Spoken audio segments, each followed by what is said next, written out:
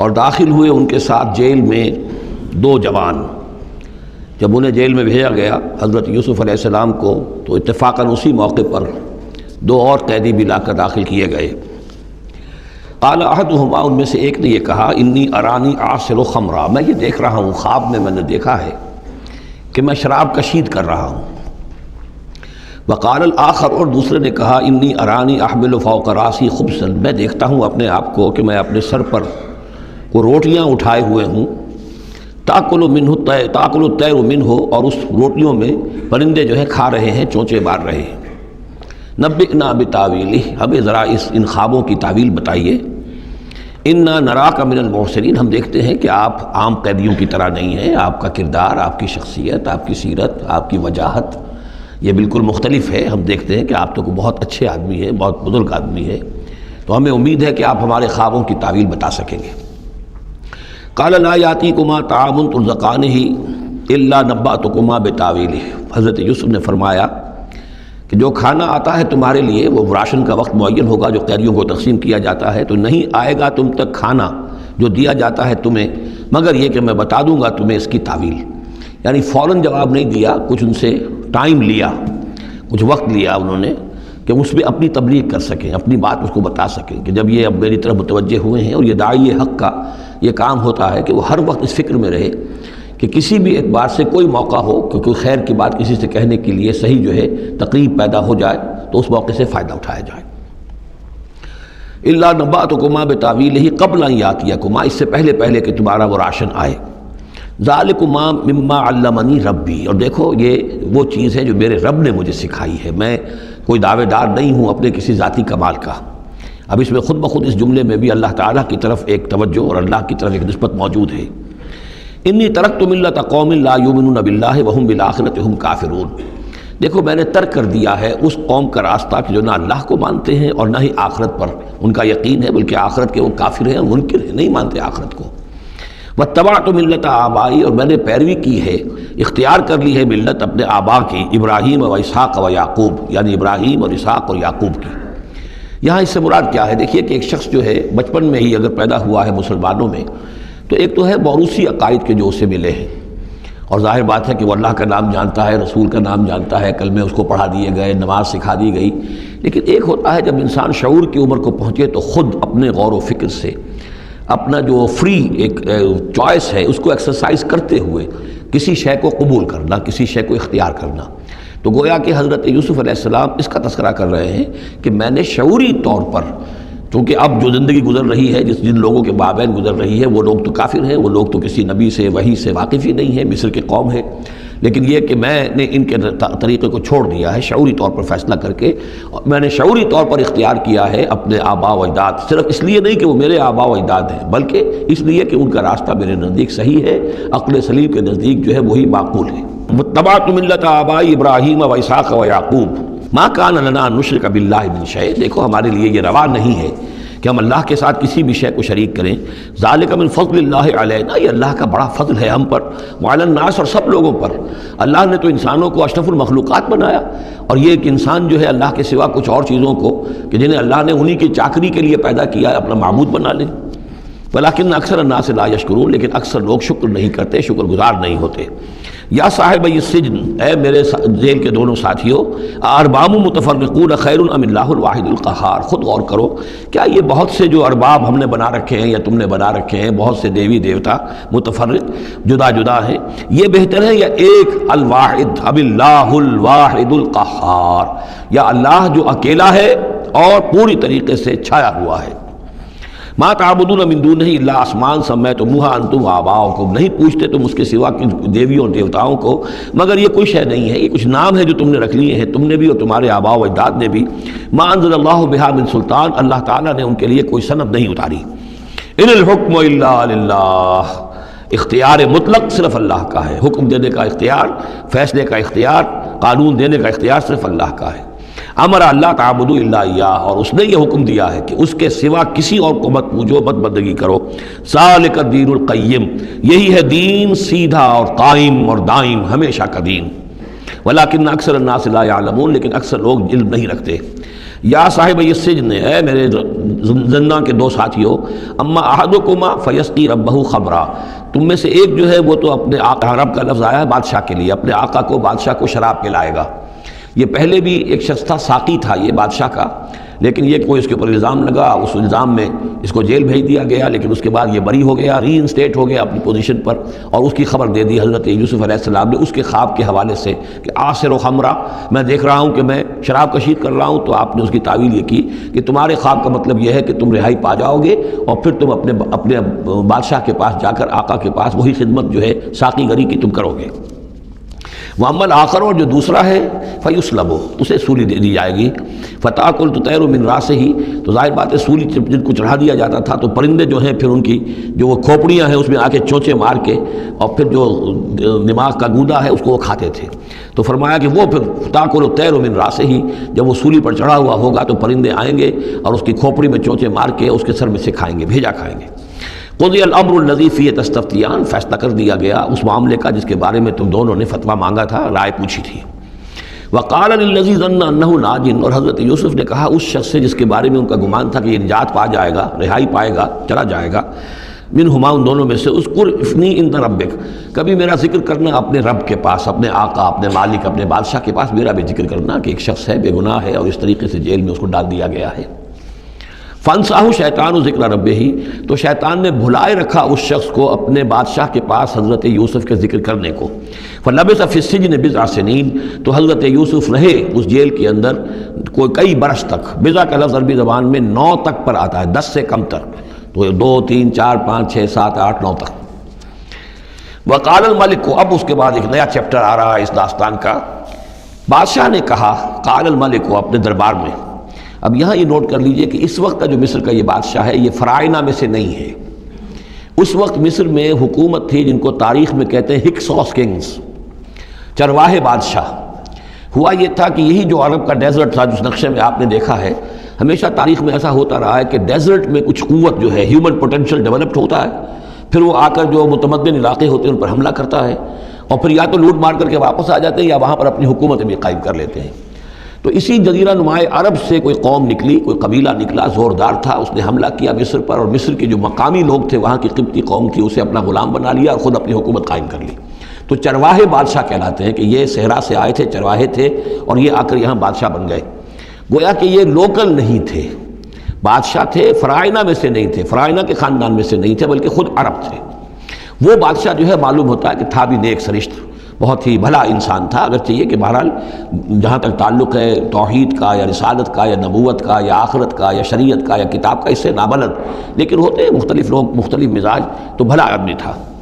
قال الملک کو، اس بادشاہ نے کہا، انی ارا 7 بقرات، میں اپنے خواب میں نے دیکھا ہے کہ 7 گائیں ہیں، سمان، خوب موٹی تازہ، یاکلہن 7 عجاف، انہیں ہڑپ کر رہی ہیں 7 گائیں جو دبلی ہیں،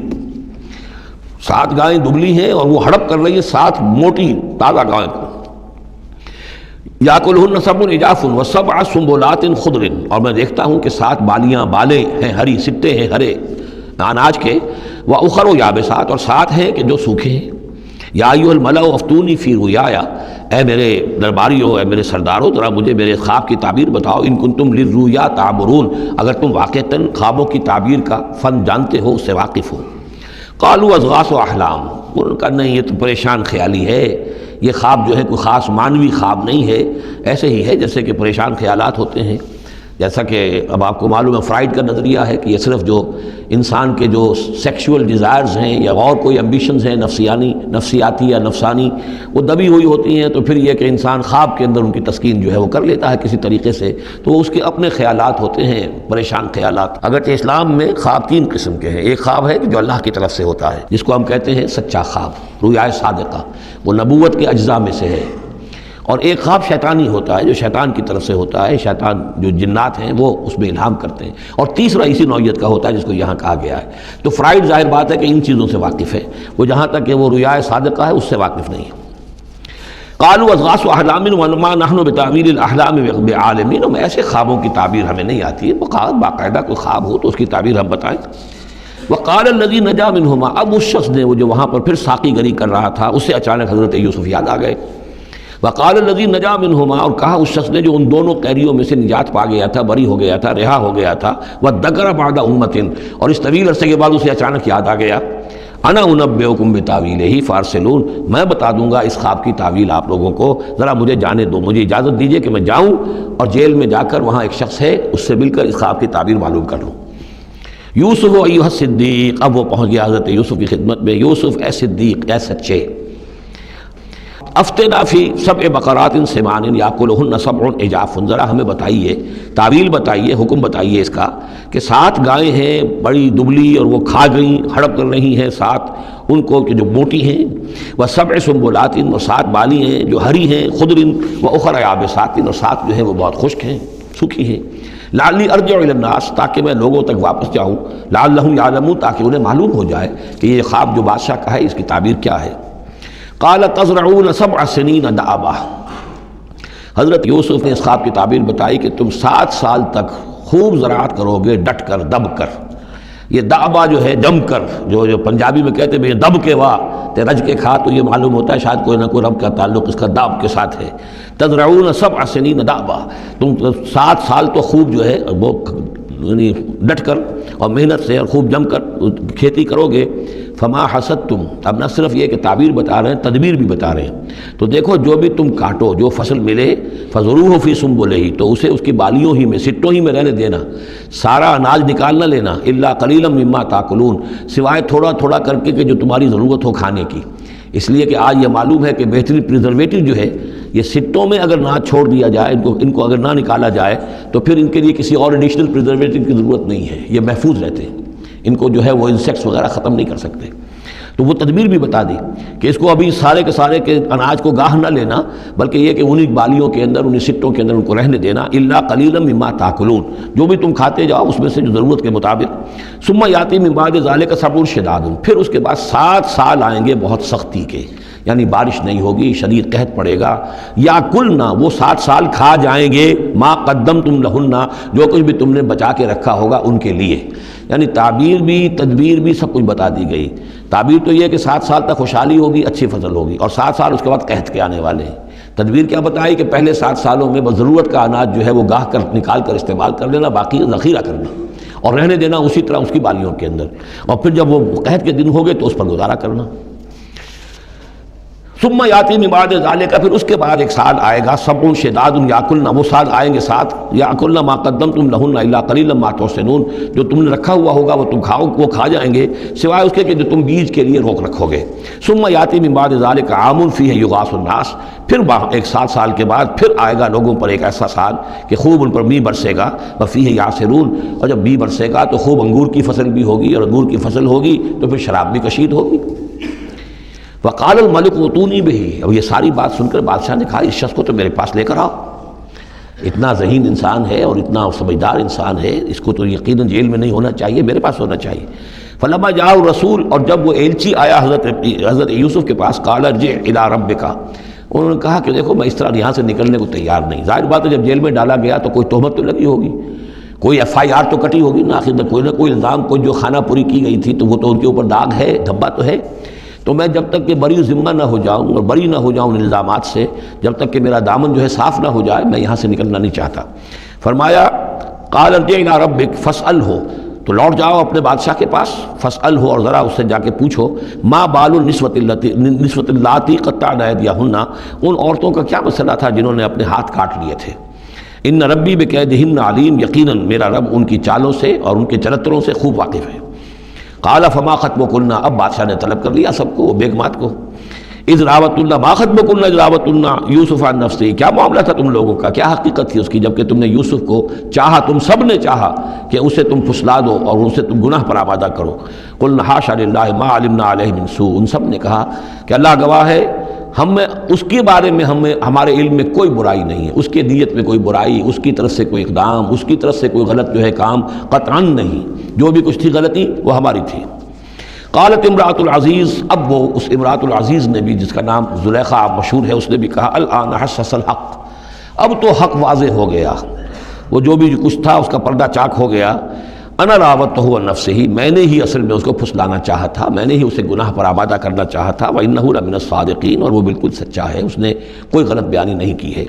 ذالک لیعلم، یہ جملہ جو ہے اس کے بارے میں بہت سے اقوال ہیں کہ یہ کس کا قول ہے۔ ایک قول یہ ہے کہ یہ زلیخا ہی کا کلام بھی چل رہا ہے، یہ اس لیے کہ وہ اس کو معلوم ہو جائے، یعنی حضرت یوسف علیہ السلام کو، انی لم اخنہ بالغیب، کیونکہ حضرت یوسف اس وقت وہاں موجود نہیں تھے، ان کی غیر موجودگی میں اس نے اپنے گناہ کا اقرار کیا ہے کہ میں نے اس کے ساتھ خیانت نہیں کی ہے۔ اب بھی ہو سکتا تھا کہ وہ پھر کوئی بکواس کرتی اور غلط بات کہتی، لیکن نہیں، لم اخنہ بالغیب، تاکہ یوسف کے علم میں یہ بات آ جائے کہ میں نے یہاں اس کی غیر موجودگی میں کوئی خیانت نہیں کی ہے، وان اللہ لا یہدی کید الخائنین، اور یقیناً اللہ تعالیٰ جو ہے خیانت کرنے والوں کی چال کو کامیاب نہیں کرتا۔ وما ابرئ نفسی، اور یہ کہ میں اپنے آپ کو کوئی بہت یہ نہیں سمجھتی کہ میں مجھ سے گناہ سرزد نہیں ہو سکتا، میں اپنے نفس کو بری نہیں کہتی۔ ان النفس لامارۃ بالسوء، نفس جو ہے انسان کا وہ تو بدی کا حکم دیتا ہی ہے، الا ما رحم ربی، سوائے اس کے کہ جس پر اللہ کا رحم ہو گیا ہو، ان ربی غفور الرحیم، یقیناً میرا رب جو ہے بہت غفور الرحیم ہے۔ ایک تو یہ ترجمہ ہے اس رائے کے مطابق کہ یہ سارا کلام جو ہے اسی زلیخا کا ہے۔ اصل میں اسی اعتبار سے ہمارے ہاں وہ جو قصہ گو ہیں، یوسف زلیخا کے قصے ہیں، ان میں تو پھر مائی زلیخا کو بہت ولی اللہ بنا دیا گیا ہے، اور کوئی ایسی بات بھی نہیں ہو سکتا ہے کہ اس پورے دوران میں وہ عشق مجازی جو ہے اس کا وہ عشق حقیقی میں تبدیل ہو چکا ہو اور حقیقتاً ہدایت پر آ گئی ہو، اور جیسا اگر یہ کلام اسی کا ہے جیسے کہ بہت سے لوگ جو ہے مانتے ہیں ہمارے مفسرین میں سے اسی کا کلام ہے۔ اب وہ اللہ کا ذکر جس طرح کر رہی ہے، میں نے اب جو ہے اس پر صحیح بات کہہ دی ہے، اللہ خائنوں کی بات کو راہیاب نہیں کرتا، اور میں اپنے نفس کو بری نہیں کہتی، یقیناً نفس جو ہے وہ تو انسان کو بری کا حکم دیتا ہی ہے، الا ما رحم ربی۔ ایک رائے یہ ہے کہ اس کا قول تو ختم ہو گیا، انا راودتہ عن نفسہ وانہ لمن الصادقین۔ اس کے بعد یہ قول حضرت یوسف کا ہے کہ میں نے یہ کیوں چاہا، میں نے یہ چاہا کہ میری صفائی ہو جائے اور یہ سارا معاملہ کھل جائے۔ میں یہ نہیں چاہتا تھا کسی اور کی بے عزتی ہو، کسی اور کی عزت کے پردے چاک ہوں، لیکن یہ ضرور میں چاہتا تھا کہ وہ عزیز مصر یہ جان لیتا کہ میں نے کوئی خیانت نہیں کی ہے اس کے معاملے کے اندر، اور اس کے گھر میں اور اس کی عزت پر یا کسی اور کی عزت پر میں نے کبھی کوئی بری نگاہ نہیں ڈالی ہے، اور اللہ تعالیٰ خائنوں کو راہیاب نہیں کرتا۔ باقی میں خود بھی، چاہے اللہ انسان نبی بھی ہو، لیکن یہ کہ نفس جو ہے جیسا کہ حضور فرماتے ہیں کہ اوصیکم ونفسی بتقوی اللہ، میں تم لوگوں کو بھی حکم دیتا ہوں کہ اللہ کا تقوی اختیار کرو، اپنے نفس کو بھی حکم دیتا ہوں۔ تو حضرت یوسف کا بھی یہ قول ہو سکتا ہے کہ میں بھی اپنے نفس کو بری نہیں سمجھتا، میں یہ نہیں سمجھتا، ہو سکتا ہے اللہ تعالیٰ کی طرف سے خصوصی حفاظت میری نہ ہوتی تو میں کسی غلط حرکت میں مبتلا ہو ہی جاتا۔ وما ابرئ نفسی ان النفس لامارۃ بالسوء، نفس تو یقیناً حکم دینے والا ہے بدی کا، الا ما رحم ربی، سوائے اس کے جو اللہ فیصلہ کر دے اور رحم فرمائے، ان ربی غفور الرحیم۔ وقال الملک ائتونی بہ، اب بادشاہ نے فیصلہ کن انداز میں کہا ٹھیک ہے اس کو لے آؤ میرے پاس، استخلصہ لنفسی، اسے تو میں اپنا خاص مصاحب بنا لوں گا۔ بادشاہوں کے مصاحبین خصوصی ہوتے تھے جو بہت وقت ان کے ساتھ گزارتے تھے، ان کے ساتھ ہی قریب رہتے ہوں۔ فلما کلمہ، تو اب جب حضرت یوسف آ گئے دربار میں اور بادشاہ نے بات کی ان سے، قال انک اليوم لدینا مکین امین، تو بادشاہ نے کہا کہ آج کے دن سے آپ ہمارے پاس جو ہوں گے بڑی عزت والے اور معتبر انسان ہوں گے، اب آپ کی حیثیت جو ہے بہت اونچی ہوگی اس معاشرے کے اندر، ہمارے بڑے درباریوں میں آپ کا شمار ہوگا۔ قال اجعلنی علی خزائن الارض، ادھر حضرت یوسف کو یہ خیال تھا کہ بہت بڑی جو ہے مصیبت اس قوم کے اوپر آنے والی ہے، تو اس کے لیے انہوں نے فوری طور پر جو مطالبہ کیا وہ یہ تھا کہ مجھے زمین کے خزانوں پر مقرر کر دو، یعنی یہ کہ زراعت کا وزیر بنا دو یا چیف سیکریٹری بنا دو یا وزیر خزانہ بنا دو، کہ معیشت پوری میرے کنٹرول میں ہو، اس لیے کہ اس ملک کے اوپر جو آنے والے ہیں حالات وہ بہت ہی نازک ہیں، اور اگر اس کے لیے صحیح بندوبست نہ کیا گیا تو نہ صرف اس ملک کے لیے بلکہ آس پاس کے علاقے کے لیے بھی بہت خوفناک صورت پیدا ہو جائے گی۔ اس لیے کہ اصل میں یہ مصر ہی تھا کہ جو گرینری تھا اس پورے علاقے کے لیے، باقی آپ کو معلوم ہے کہ بائیں طرف جو ہے مغرب میں بھی صحرا ہے، دائیں طرف بھی صحرا ہے، صحرا سینا ہے، تو یہ تو یہی علاقہ تھا کہ جس سے اناج وغیرہ پیدا ہوتا تھا، تو پورے علاقے کے لیے کفالت جو تھی اس کی زراعت جو ہے وہ یہیں سے ہوتی تھی، تو اس پورے علاقے پر بہت زبردست قحط آیا ہے، بہت زبردست قحط آیا ہے بعد میں۔ تو انہوں نے فرمایا کہ مجھے ان زمانوں کے ان سارے زمین کے جو خزانے ہیں اس پر مختار بنا دو، انی حفیظ علیم، میں حفیظ بھی ہوں، حفاظت کرنے والا ہوں، علیم بھی ہوں، جاننے والا ہوں، ماہر ہوں، میں یہ سارا بندوبست ٹھیک کروں گا۔ وَكَذَلِكَ مَكَّنَّا لِيُوسُفَ فِي الْأَرْضِ، اس طرح ہم نے یوسف کو تمکن عطا کیا زمین میں، يَتَبَوَّأُ مِنْهَا حَيْثُ يَشَاءُ، اب تو وہ جہاں چاہے وہاں ٹھکانہ بنا رہے۔ اب مصر کی حکومت جو ہے پہلے تو اللہ تعالیٰ نے وہاں سے لا کر بدوی زندگی سے لا کر متمدن زندگی کے عین گڑھ میں مجدھار میں پہنچا دیا، عزیز مصر کے گھر میں پہنچا دیا۔ اب اس سے اگلا رتبہ جو ہوا ہے وہ تو یہ ہے کہ بہت ہی اونچا مقام اور مرتبہ ہو گیا، اب خود وہ عزیز بن گئے ہیں۔ بہت بڑے ان کے پاس کے بڑے اختیارات ہوں. وَكَذَلِكَ مَكَّنَّا لِيُوسُفَ فِي الْأَرْضِ يَتَبَوَّأُ مِنْهَا حَيْثُ يَشَاءُ، وہ جہاں چاہے جگہ پکڑے. نصیب برحمتنا من نشاء، ہم اپنی رحمت دیتے ہیں جس کو چاہتے ہیں. ولا نضيع اجر المحسنین، اور نیکوکاروں کا اجر ہم ضائع نہیں کرتے. والاجر الآخرۃ خیر للذین آمنوا، باقی یہ کہ اصل میں جو آخرت کا اجر ہے وہ تو بہت ہی بہتر ہے ان کے حق میں جو ایمان لائیں اور جو تقوی کی روش اختیار کیے رہے ہوں. وکانوا یتقون.